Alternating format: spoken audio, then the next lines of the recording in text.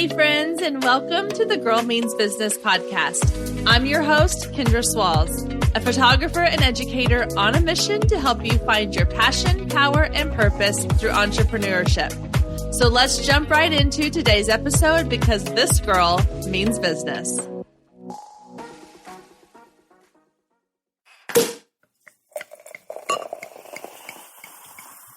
Hey guys, that sound can only mean one thing. It is our 100th episode celebration, and I am so excited to celebrate with you here with me this week. Now, before I jump into our episode today, I want to start off by saying thank you. Thank you to everybody that has listened to this show. I promise I'm not going to cry. It means so much to me that each week I see the downloads and the DMs and the messages and the comments and the reviews telling me how much you love this show and how much it means to you, that you're spending your drive time with me, that you are listening to me while you work out, or that you're listening to me while you do chores around the house. And just the fact that I get to be a part of your day is huge. It means so much to me because the idea of this podcast was such a huge scary thing when I started it. I honestly did not know if anybody would even listen to this show. I didn't know if anybody would care what I had to say. And so seeing the response that this show has had in the last 99 episodes has been amazing. It is truly one of the best parts about my business. There are so many aspects of my business that I really love, but there's something really unique and magical about this podcast that I never would have ever imagined it could turn into. And I am so excited and hopeful for what the future of the Girl Means Business podcast holds. And I know that those of you listening that have listened to all 99, now 100 episodes, or that have jumped in and have been binge listening to episodes that you love or that resonate with you, I just cannot thank you enough. And I am so excited for the tribe we have created around the Girl Means Business podcast. I want to meet all of you. I wish I could personally thank each and every one of you, but this is my way of saying thank you so much for being here. And I cannot wait to have another 100 episodes here with you. All right. So when I started planning out how I wanted this episode to look, I had a lot of different ideas. And some of them were a little more complex than I had time or capability for. But I decided to take two of my top episodes and combine them. So the first part of this episode is going to be me sharing some of the things that I have learned in the first 100 episodes of this podcast. This is things I have learned in business, in podcasting, and a little bit in life. And so I'm going to kind of pull the curtain back and share some of those things with you. And then the second part is I've done recap episodes every Christmas at the end of every year, where I share the top episodes from that year based on the shows that you have downloaded as listeners. What I want to do today is I want to share with you some of my personal favorite episodes, things that are important to me, things that have stood out as milestone moments for me. And this is not necessarily based on how many downloads these episodes have received, but it's just moments in time that hold a special place in my heart for this show. So we're going to start off with the things I've learned from the last 100 episodes of podcasting. And then at the end, I want to share with you some of my favorite moments from the podcast. So let's go ahead and get started. All right. So let's jump into lesson learned number 1, which is imperfect action. Just get started. When I first had the idea for the podcast, I had all these ideas of like, okay, this is what I want to do. And this is how I want to do it. But I had no actual knowledge of how to start a podcast. I didn't know what hosting sites to use. I didn't know how you take your audio and get it out into the world. So my first episode was recorded on my iPhone in the voice memo notes. And I had no clue what I was doing, but I knew I wanted to get started because I have learned that the times in my business when I wait until everything is perfect, I end up feeling like I've started too late. And so I've learned that just jumping in and starting and learning as I go is the best way to do it. Which leads me to lesson number 2, don't be afraid to adjust or make changes. When I first started the podcast, I sort of had a vision for what I wanted it to be and what I wanted it to look and sound and feel like. But over the last 2 years, it has really evolved and changed to become more of what I feel like it's needed. It's not always about like what I want it to look like, but a lot of it's been about the feedback I get from you as a listener that has allowed me to create a show that is going to offer you value. The show has never been about me. It's been about what can I offer to you as a listener that's going to help you grow your business. And so if you look at a lot of really successful brands, they do the same thing. They don't start off looking or feeling or sounding like what they do now. They have grown, they have evolved, they have changed, they have made improvements, they have made mistakes, and that's okay. So in your business, don't be afraid to try something new, see if it works, and then change it up if you need to. There's all this fear around what are people going to think? What are my followers or my listeners going to think if I change this or if I do this? And the reality is most of the time they're either A, not going to notice, or B, not going to care, because your brand is expected to evolve and change. So don't feel like that you have to be perfect on day one, or that you have to have it all figured out and looking exactly the way it should look on day one, because you're going to change no matter what. Even if you feel like you have it figured out on day one, I guarantee you it's going to change at some point. Lesson number 3 is don't try to be perfect all the time. I listen to a lot of podcasts. It's what got me started in the idea of creating my own podcast. And when I was listening to these podcasts, there were certain things about them that would stand out as either things that I loved or things that I did not enjoy. And one thing in particular that I did not enjoy were the episodes in the podcast that felt super scripted.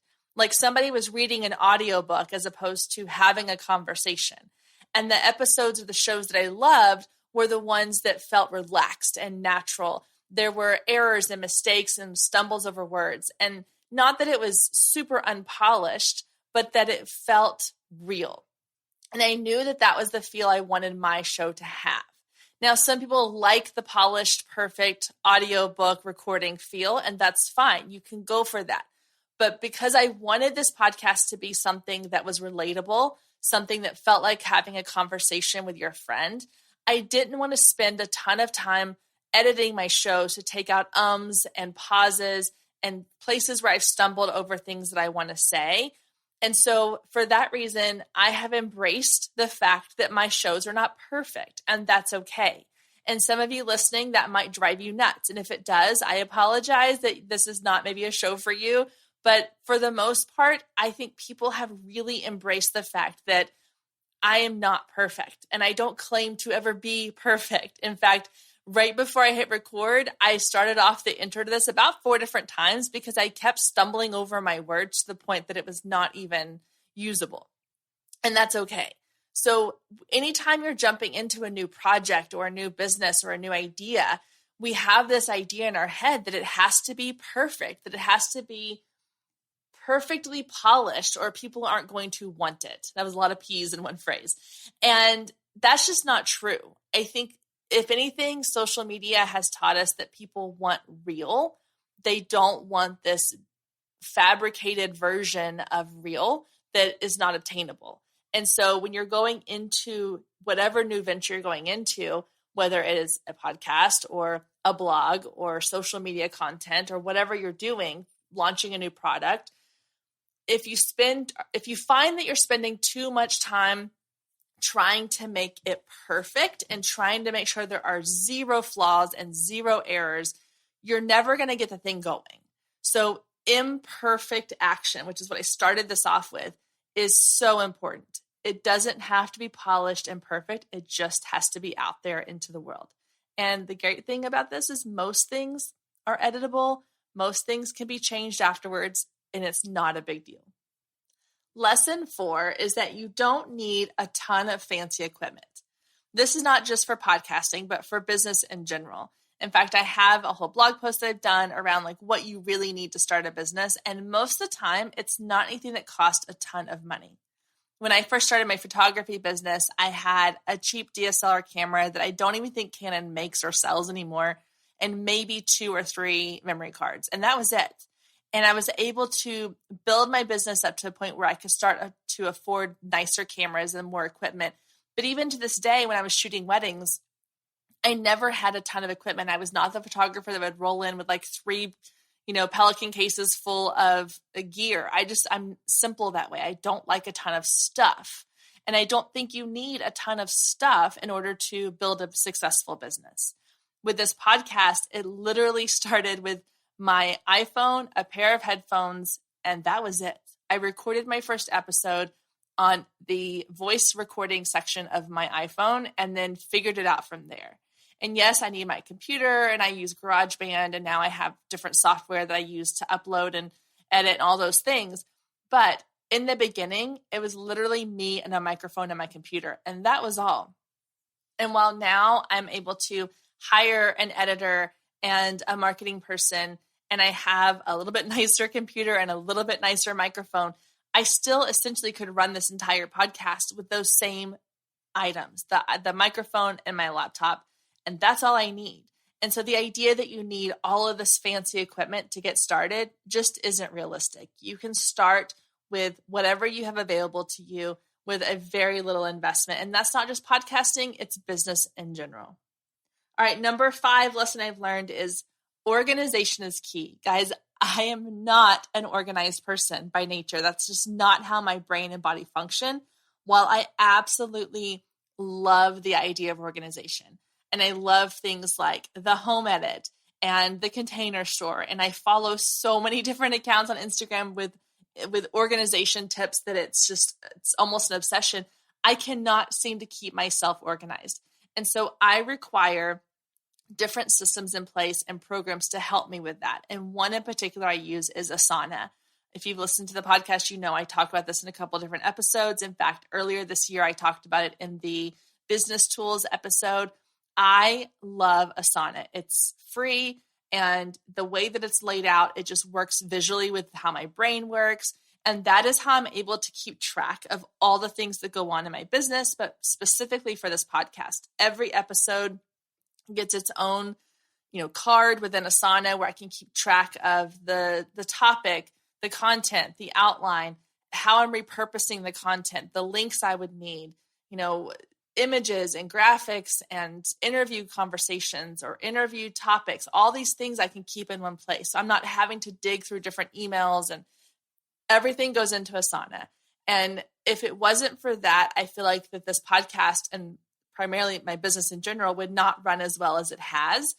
So learning how to stay organized, putting systems in place that are going to help you to move your business forward are going to be really, really key. And then number 6, I just mentioned, is repurposing your core content. So for me, this podcast is my core content.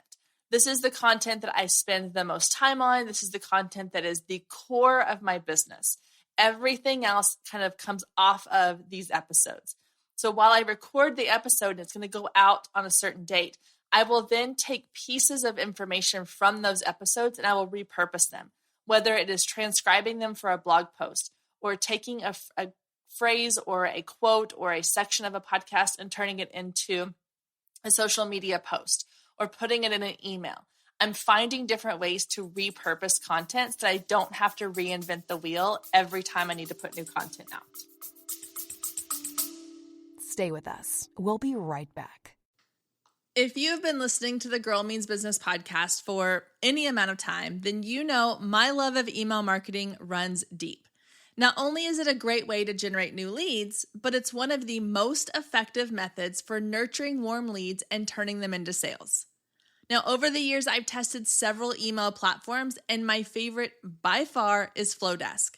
Not only do they make email marketing simple and easy, even for the technically challenged, but they have everything you need to create stunning emails, capture leads, make sales, and automate the entire process, giving you time back in your busy day.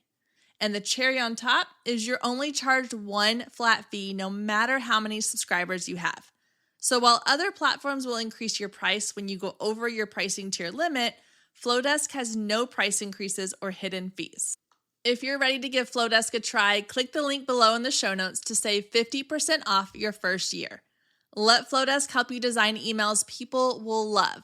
Click the link below and check it out. I have a feeling you're going to love it just as much as I do.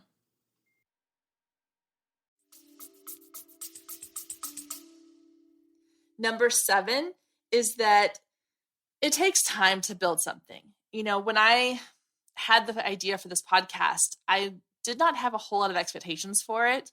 I thought, okay, this is something I'll try. And if it takes off and it works, that's great. If not, it's fine too. I don't know how many people are going to listen. I don't know if anyone's going to care that I have anything to say. Who am I going to talk to when I do interviews? I had all these thoughts. And so I didn't have a ton of expectations.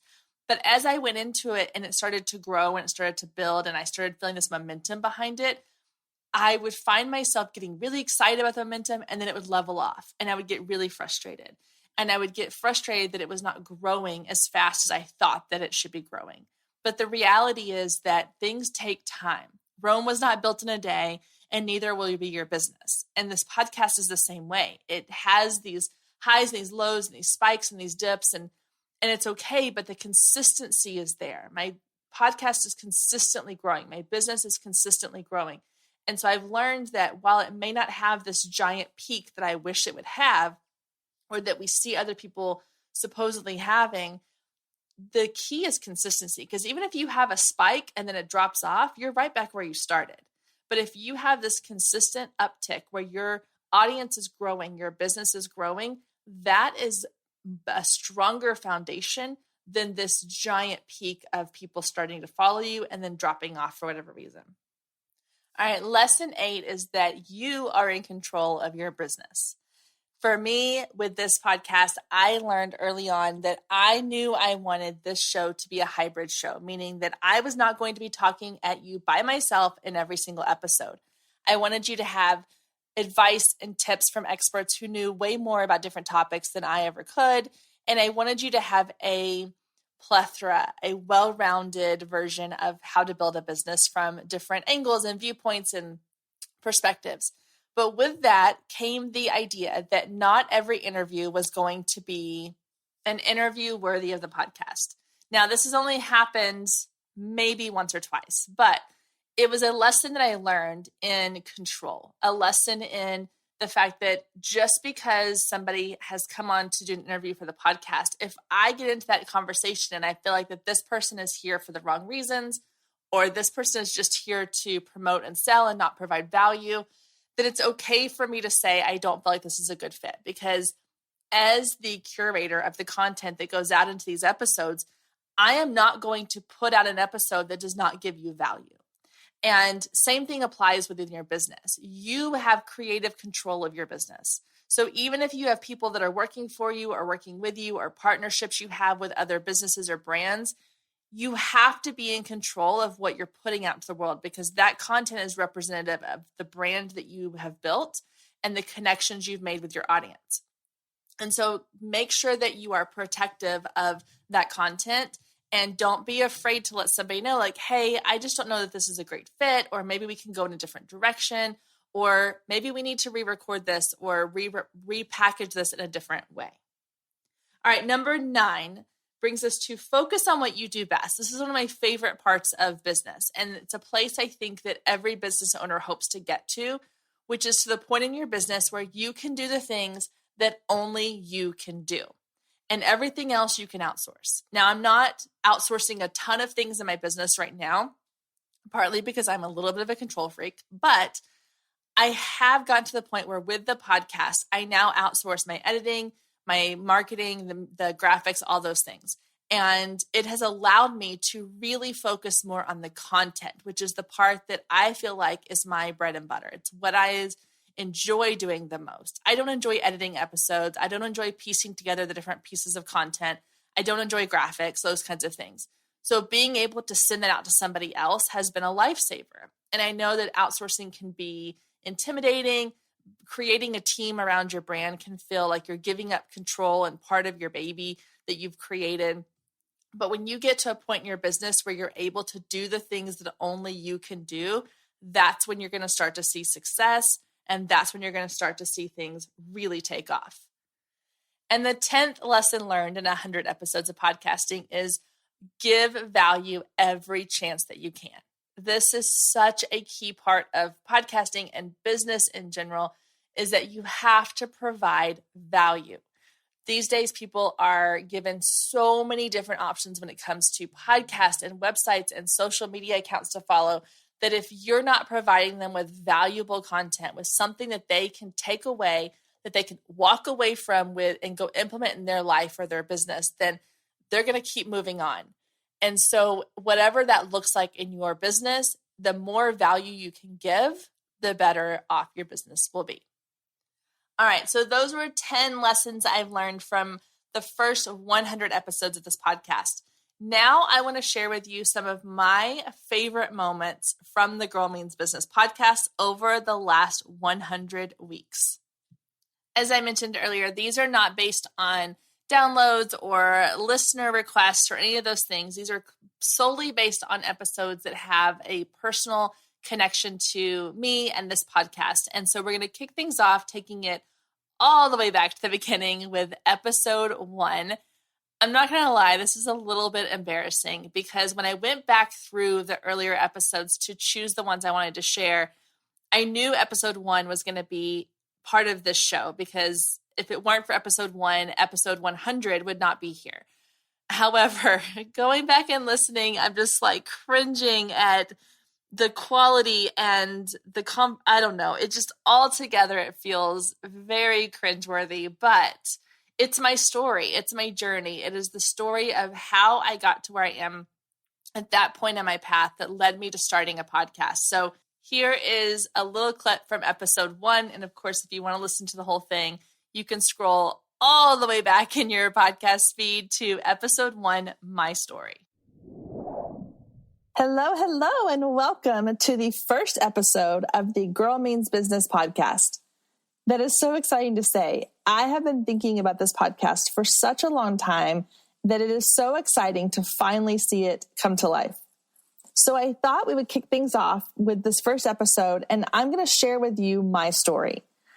Some of you listening may already know me. Some of you may not, but I want to share with you how I got to where I am today, the crazy way that life sort of fell into place when I least expected it, and why I've decided to share everything I've learned with you here on this podcast.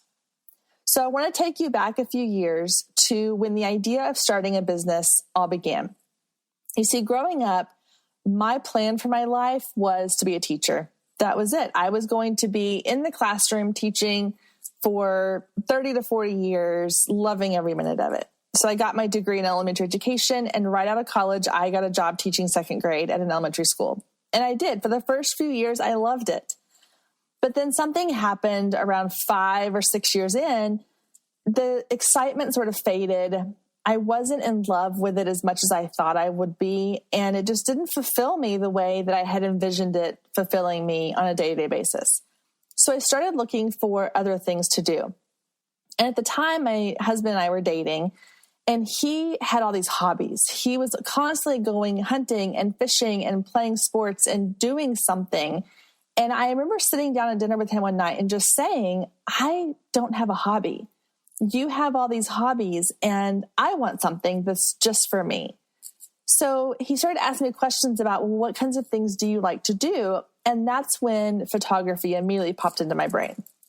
You see, when I was growing up, besides wanting to be a teacher, I also loved taking pictures. I constantly had a camera with me at all times, probably to the annoyance of all my family and friends, but I wanted to document everything that we did. And my room was covered with Polaroids and snapshots of my friends and I. And even in college, for fun, I took a photography course as an elective. So when I started thinking about hobbies and things that I would want to do, photography was the first thing that came to mind. So that Christmas, my husband bought me my first DSLR camera. It was a Canon Rebel, and I was so excited. And I remember thinking, okay, well, I've always shot on a film camera. This is digital, so I'm going to have a lot to learn. And even though I knew some of the basics of photography, it felt brand new, which was really exciting because I was able to immerse myself in this world that I didn't even know existed, honestly, and learn something and become a student again. So all day I'm at school teaching others, and then I got to go home at night, open up my laptop, and become the student again and learn all of this amazing information.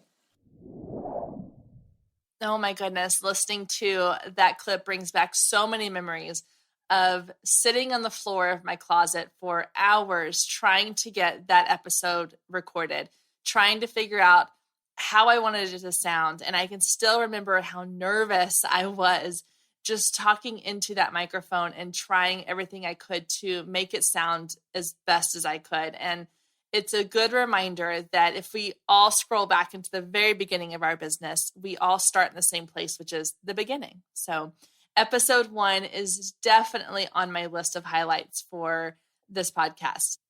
All right, the second episode I want to share with you is another personal episode. And it's episode 18, where I interview my husband, Derek, on the show to talk about my business from his perspective. Now, the reason that this conversation and this episode is so important to me is because I have struggled a little bit with the idea of how much of my personal life do I share in my business. You know, my husband is a very private person. He doesn't like to be in the limelight. He's so opposite from me. It's not even funny. And so the idea of bringing him into this was a little bit scary for me because I never really quite know what he's going to say or what he's going to do. And while I know he supports me 100%, the starting of this episode recording started off a little rocky. We had actually had a disagreement right before we recorded. I was not feeling 100% like this was going to go well. And I almost didn't hit record. And when I finally did, I thought, you know what? No, this is our life. This is who we are. This is our marriage. This is our story. And it's not going to look like anybody else's. It's not going to look like the couples who spend their whole lives in front of the camera together. That's not how our marriage works. And that's okay. And so we went into it. It ended up being a really great episode. I think a lot of people were able to learn from it, and they really felt like they connected with it because of the fact that he was honest and he didn't hold back in the fact that he didn't always 100% get on board with the ideas that he had, but that they've all worked out in one way or another. So I will stop rambling on about it, and I will let you listen to a quick clip from episode 18, my interview with my husband. Hi, babe. Welcome to the podcast. How are you? I'm good. Thanks for doing this. I know this is probably not your ideal evening, sitting here chatting with strangers you don't know on the internet. True. You are going to have to give more than one word answers, though. That's not how this works. If I pause between O and K, does that count as 2 words? No. And just know that I have control over the editing power of this show, so I can edit you to look however I'd like you to. Great. Yeah. Okay, so the reason I was going to have you on here was that I get a lot of questions from other entrepreneurs that talk about their spouses, their significant others, their loved ones who are not always 100% on board with their business, that are struggling to feel supported by their spouse. And so I thought that it would be, instead of me talking to people about my side of our relationship, I thought I would have you on and we could both talk about how we have gone through this together. I can give you the male perspective. That's why I'm scared. Yeah. Okay, so we are 1 week away from our 9-year anniversary. Yep. Happy early anniversary. Thanks for reminding me. Are you buying me something nice? I'm making a note of it now, yes. Okay, good. That's why I did this, to give you a heads up. Good. For 7 of those 9 years, I have been working on starting a business, which is a long time. Yeah. Considering 9 years is a long time.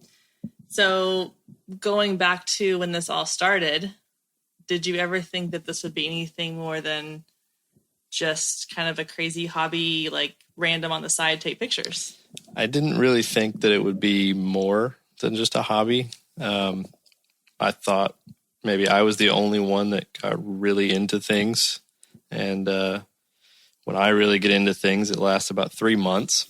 So I didn't think that this was anything more than that. Stay with us. We'll be right back. Hey photographers, are you ready to make 2024 your best year yet? Growing a business is tough. You're following all the successful photographers and experts, soaking up their best advice and downloading all their free guides, trying to replicate their success only to come up lacking, blaming yourself when their methods don't work for you. But the truth is, it isn't you. Free content and one-size-fits-all courses can only get you so far. What you need is personalized help and guidance, but that can get expensive. Well, not anymore. I've created the perfect solution to get you personalized results for less than $2 a day. Introducing the Focus Photographer Lab, a one-of-a-kind coaching membership that gets you one-on-one results for a fraction of the cost of traditional coaching. Inside the lab, you'll find the 3 C's to success: classes, coaching, and community. With classes, you gain access to a treasure trove of pre-recorded trainings and invaluable resources. With coaching, you get monthly live trainings and Q&A sessions, along with my favorite part, the weekly one-on-one office hours, where we get to address your unique questions and challenges.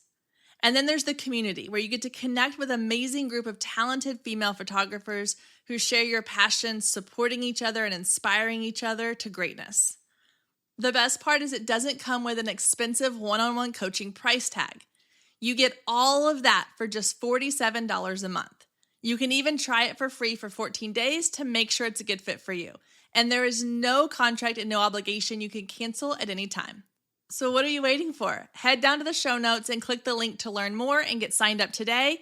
And let's make 2024 our best year yet. Yeah, I actually think that at one point you said to me something along the lines of, we'll see if you find something else to take its place. Like, I think you were kind of putting... I thought you were going to find another shiny penny probably and, pick up something else. Yeah. So. Well, little did you know that this was actually all your fault. Yeah. So speaking of like your hobbies, I remember we had that conversation about how I was a little bit jealous of all the hobbies you had because you were hunting and fishing. And I think you were probably like playing basketball on the street and randomly with people. True. And doing all kinds of other stuff fun. Yeah. And I had no hobbies. And so you suggested, well, hey, you like taking pictures. What about that? And then you bought me my first DSLR camera. Yeah. So how do you feel about it now, knowing that you're kind of to blame for all this? Well, I think, it's all worked out well. I think there's been, rough patches starting businesses. But I think everything's good and well, and I admit that I was wrong, that maybe this was just a hobby. Wait, we have that on record. That. Can you say it one more time, a little slower? No, you can edit that out, right? I would like it to go on record that he did say he was wrong, and I do have it on recording. So I will forever have that in my back pocket if I need it. But yes, this episode will forever be one of my favorites for my Enneagram 5 husband, who does not like to be on the microphone, who does not like to be on the spotlight, who does not even really have social media. It took a lot for him to come onto my show, have these conversations, and to open up a little bit more than he is probably comfortable with. So thank you very much to him for doing that and for all the support he's given me over the last several years as I grow and build these 2 businesses. Okay, the next episode I want to share with you is going to seem like a strange one, but hear me out a little bit. It's episode 38, 5 tips for more natural engagement on Instagram. Now, the reason I chose this episode is because this was the episode where I remember thinking, I finally have found my groove. This was when I started to feel like I was almost a year into podcasting, and I was starting to sort of see some momentum behind my episodes. And I had been creating content and creating episodes sort of just off the cuff. I was coming up with topics when they popped into my mind. I was taking interview requests and reaching out to people to do interviews, just kind of whoever I could find. And I'd been very fortunate to find some really amazing guests to have on the show. But this episode was one that I had really taken time to do some sort of market research on. It's when I really started listening to what my audience wanted. I was starting to look at the data of what content are they responding to the most? What topics and questions are they asking me about the most? And I knew that this episode was going to give my audience the content they really wanted. And it showed in the response that I got. So it was because of this episode, I started to really feel like the podcast was taking off. It was the episode where I felt like I was finally starting to get my footing and figure out how this podcast was going to work and the value add I was going to give to my listeners. So that is why this episode will always kind of resonate with me as the turning point in this podcast, when I rounded the corner of just sort of feeling like I was hodgepodging things together. And when the podcast started to feel like it was an actual business that was taking off. So let's take a listen to a little clip from episode 38. So you have 5 tips for us to help get more natural engagement and exposure on Instagram. I know you mentioned there's some changes in Instagram. And so let's dive into those 5 tips. Awesome. I love these tips are so exciting to me. I know some people, they're a little source of like fear and frustration, but for me, it's like, how can I get into the system and break it? So no, I love it. We can geek out over it together. Yeah, cool. Okay. So one of the first things that I was taught, and it's worked like perfectly. It doesn't matter what the algorithm is, doesn't matter what changes they make, consistency. And I know that that's a hard one for a lot of people. You have to choose a plan, whether it's every day, once a week, 3 times a week, ideally 3 to 5 times a week. You need to show up consistently. Your posts should be posting. That's it. No excuses, nothing. So if we're consistent, then Instagram starts to realize this person's here to bring people to our platform. And then they start to like notice like, okay, people are engaging with this person. And then the algorithm does start to favor you.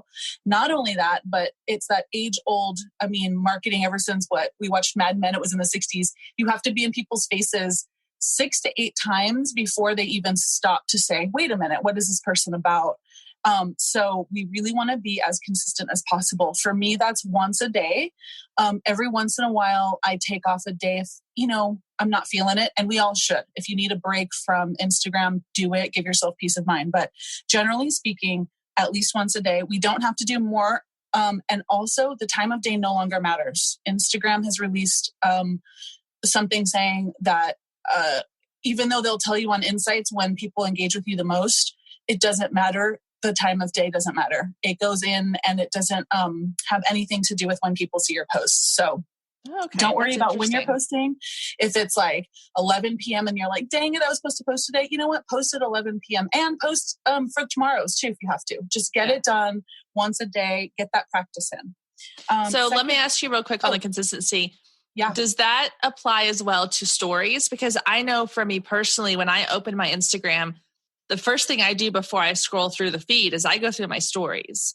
So does that need to be consistent too, or can that be a little more sort of whenever it fits what's going on behind the scenes on your brand? Yes, actually, you skipped ahead to a different tip. So let's go on that one now. You are such an Instagram nerd with me that you're already thinking ahead, and I love it. I told you we're going to geek out together.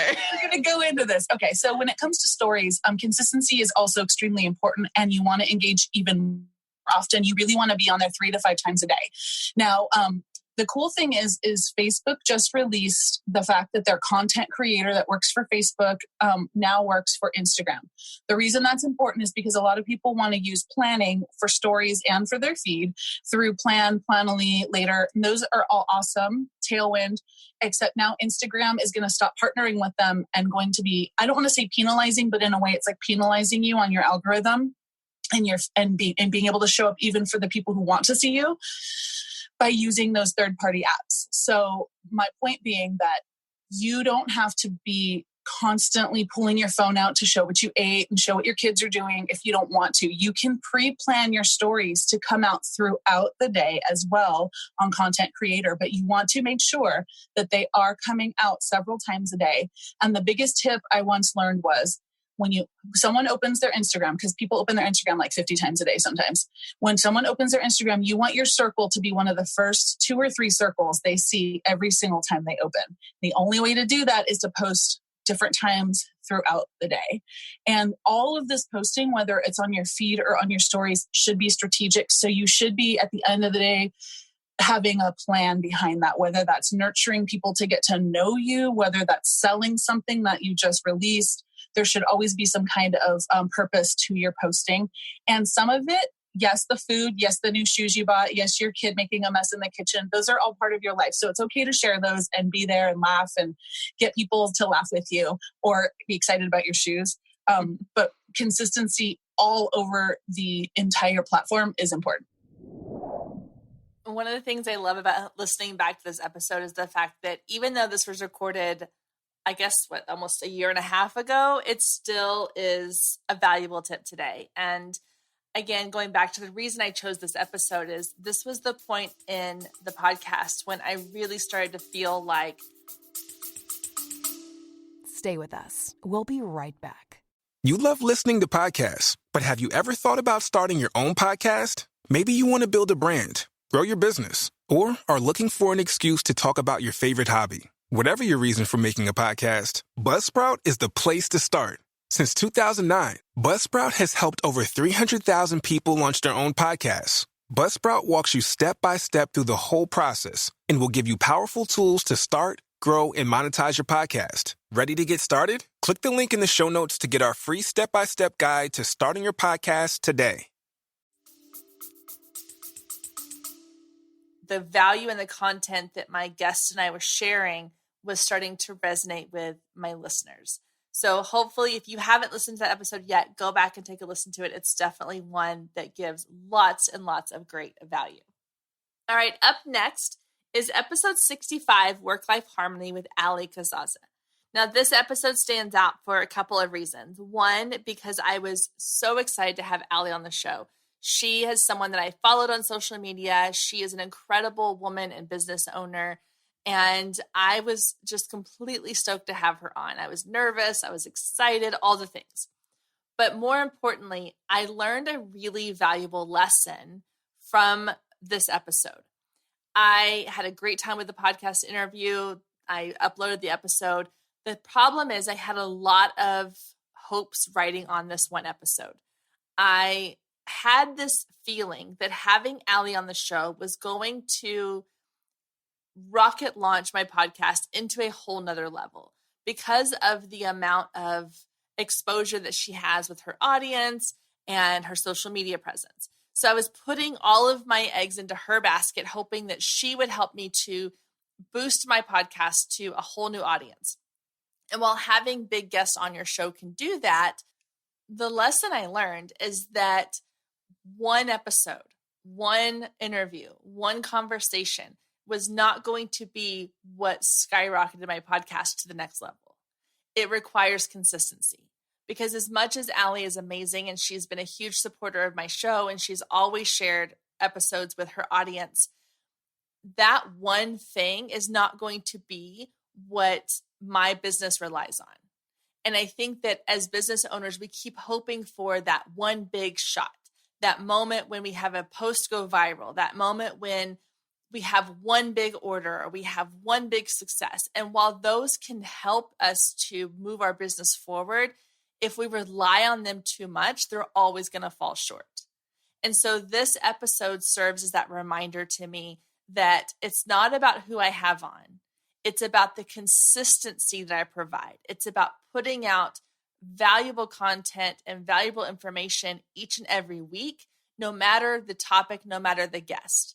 I could have the biggest, greatest guest on, and that one episode may be really great, but it's not going to be the foundation that my podcast and my business sits on. So for those of you listening, the lesson to take away here is that if you're waiting for that one big break, you might be waiting a while. And that one big break might disappoint you because I've had content go viral. I have had, guests on this show that have had massive followings. And while they've all done their part to help push my business forward, I have to carry the bulk of the load. And so this episode serves as that reminder for me. And again, it's just a really great episode. Ali's great. I love her. And I'm so excited for you to listen to this. If you have not listened to episode 65 yet, listen to this clip, finish this episode, and then go listen to her episode next. So here's a little clip of my conversation with Ali Kazaza. Create this. Yeah. And yes, that's true. If you work in a space where for you, it makes sense to sit in an office with lots of natural light and beautiful wall decorations and a comfy chair and your desktop, and that's where you create. That's awesome. And I have tried to do that for myself, and it just isn't where I feel creative. Like, I don't sit in this office space and feel like this is where I'm going to create magic. It's when I'm out going for a walk and I'm listening to something, and I'll hit the voice memo on my phone and record what comes to my mind. Or it's when I'm, like you said, out in the backyard and listening to the radio with my kids playing in the pool or whatever, and an idea hits me and it just kind of comes to you. You know, you always hear about like musicians who they'll say like the song just came to me and I had to get my phone out, and like mid conversation I started making like writing out lyrics. I'm like, that's what we need to be paying attention to, not forcing ourselves to sit down from 8 a.m. to 11 a.m. and those are creative hours. I mean, I have 4 kids and I homeschool my kids. They're it's you. Literally bless me for sure. But like, I have all of this stuff going on, and I have never been like, this is my time to create and this is my office hours. Like, I do have times of a day where I am available to my team as a boundary, not as a stiff box for me. I have literally never in the last like maybe 3.5 years, because I did do this in the beginning of my business and learned my lesson, but I have never like sat down and like created content. I have a waterproof notepad in my shower, because that's where all ideas happen, when you're naked and wet in the shower, apparently. And I have my voice memo notes just full of ideas all the time. I'm like famous in my family for like getting out of the pool and like leaning over a journal soaking wet and like writing something down, or leaving dinner to like go in the bathroom and be like, what if we launch this new, like into my phone in the bathroom stall like a creep? Because the ideas come like when you're living life. And so I think we've got to get out of these boxes. Think about the greats, like whoever is great to you, you know, Steve Jobs with Apple, people that have founded massive movements, things that changed the world. They were weird. Like, they didn't do this all the time. They were like creative and wild, and they were in touch with themselves. So I think we as women, we're busy, we're moms, like we've got a lot going on, but that's more of a reason to push and to be open to anytime ideas, you know? So yeah, that's one huge thing for me, is working from a place of ease and flow and really enjoying my business. And you know what? If you are launching something and you are not enjoying it, it's okay to change the date. You're the freaking boss. Yeah. Like, don't do it. Push it to next year and see how you feel. Yeah. Like, money will come in other ways. If you're open to it, it will come. But like, don't do something just because you said you were going to do it and like you announced it. Like, pull it. Do you know how many times I've said I'm going to make a course about something and I start to do it and I'm like, this sucks. I don't care about this. Like, this is not the piece of what I do that I want to focus on right now. And I cancel it. I don't care. I'll refund everybody if I pre-sold it. I don't care. Well, and I think that's something that people respect too, because, you know, women understand, like, in life, like, how many times have you said to your kid, like, we're going to do X, Y, Z, and then plans change and you have to change the plan and you have to roll the punches. And yet we don't allow ourselves to do that in our business because we feel like we're accountable, that somebody's going to get mad at us, or that we're going to get in trouble by, who knows, the entrepreneur gods. Like, yeah, totally. Yeah. It's silly for sure. And it's so limiting. And my big thing in my business is abundance. Like, I want abundance in my business, in revenue and ideas, in creating jobs and giving money away, like in the way it makes my family feel. I want abundance, abundance, abundance. And that idea of like, you have to have work hours and sit at your computer and create your content every first Wednesday of the month, I create Instagram content. Like, it's so limiting. Like, that's so lack. So if you're doing lack things, you're not going to get abundance. So I create my content while I'm living life. And then, yeah, sure, maybe once a month I will sit down and actually format it into an Instagram caption. But I didn't sit there and force myself and create it. Like, you create while you're driving and while you're living. Oh yeah, absolutely. It is so fun to go back and listen to these episodes, especially the older ones, because I've forgotten a lot of the things that we talked about. So going through and finding different clips to pull, and it's just been a huge reminder of just how fortunate I am to have these conversations with these amazing women and the lessons that I have learned from talking to each and every one of them. Okay, so this brings me to our last clip for today's episode, and it is a best of episode. This is something I have started doing at the end of every calendar year. So I have one for 2019 and I have one for 2020. And it's where I share the best episodes from that year based on the episodes that you listeners have downloaded the most, or the ones I have received the most comments or questions about. And so those are the episodes where I get to go back and really have fun reliving some of the top episodes from that year. This episode has been a little mini version of that, but it's a little different when I have a whole episode of those clips. So this is my last clip for today is a clip from this past year's episode 92, the best of 2020. And if you want to listen to the whole thing, you can obviously go back and listen to episode 92. But it's a fun way for listeners who are new to the show to also kind of get an overarching view of what the show is like and the different types of episodes they can expect. It's interesting too, because when I was trying to come up with an idea for this 100th episode, I was talking to my podcast manager and I asked her, like, give me some ideas. What are your suggestions? Do you have anything fun you've seen other, podcasters do? And she goes, I love your recap episodes. She goes, I think that's genius. She goes, we work with a lot of podcasters and I've never seen anybody do a show like that. And that was interesting to me because it really never occurred to me whether anyone else was doing these episodes. And that's another lesson I have when it comes to podcasting is when you stop spending so much time focusing on what everybody else is doing, it opens up these doors for you to do things that maybe not many other people are doing, that it's going to stand out a little more. And so I think that's what these recap episodes are doing for my podcast as well. So, all right, here is our last clip, episode 92, the best of 2020. I am really excited for this week's episode. It's one of my favorite episodes of the year, where we get to look back on some of our top episodes for the year, whether they are interviews, episodes that you really loved. I go back through all of the episodes for the year. I look at downloads and I go through feedback on what episodes I got the most interaction from on social media and in my inbox and DMs and all those things. And I've compiled a list of 10 episodes that are the perfect binge-worthy episodes. So if you are new to the Girl Means Business podcast, this is a perfect place to start to get you on your path for binging all of the best of 2020's interviews, topics, ideas, and conversations. If you've been a longtime listener, this might be a fun refresh for episodes that you want to go back and listen to again, or that you enjoyed and want to go back and take some notes on. So this is one of my favorite episodes of the whole year, and I'm so excited to dive right in.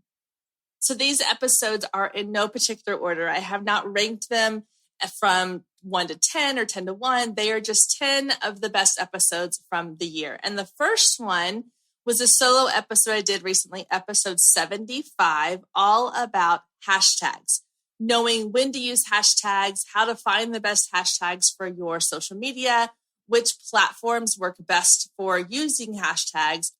And I share a little behind the scenes story of a hashtag success I had this year on my Paisley Lane photography account on Instagram. So let's listen into a little clip from episode 75, how to use hashtags to grow your following. So I want to kind of break down in this episode some of the things I've been doing with hashtags in the last couple of years that I've seen success from. But before I jump into those 5 things, I want to make sure that you understand how hashtags are being used. Because if you're not using them, you're probably not fully aware of the purpose and the value that they hold. So let me give you a little analogy. Hashtags are similar to pulling out a file cabinet drawer and having a ton of tabs, all with different words on them. And when you open each folder, you have content that is related to that particular word. So if you pull out a file folder that is labeled summer, everything inside that file folder has to do with summer. If you pull out a file folder that is labeled 2020, everything inside that folder is related to 2020. That's the same thing with hashtags. When you go into Instagram and you type in a word, you type in summer, all you're going to see is it's going to pull up all of this content that's utilizing that hashtag and that term. So it's a way for Instagram to catalog all the content on its platform. It's a quick and easy way for you to find things that are relevant to your hashtag, relevant to your topic, relevant to your business, relevant to things that your ideal client are interested in. Those recap episodes are always some of my favorites of the year. And like I said, it's a really great way to get sort of a snapshot of what the Girl Means Business podcast is all about.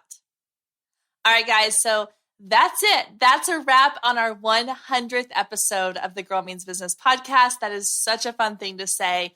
And like I said at the beginning, guys, I want to say a huge thank you to all of you that are listening today, or anyone that has ever listened to an episode of this podcast, because it's because of you that I get to keep doing this every single week.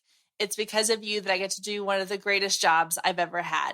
So thank you so much for tuning in. Thank you for listening, for downloading, for leaving reviews, for following me on social media, for sending me messages and emails and DMs and all of the things, all the ways that you have supported this show. It means so much to me.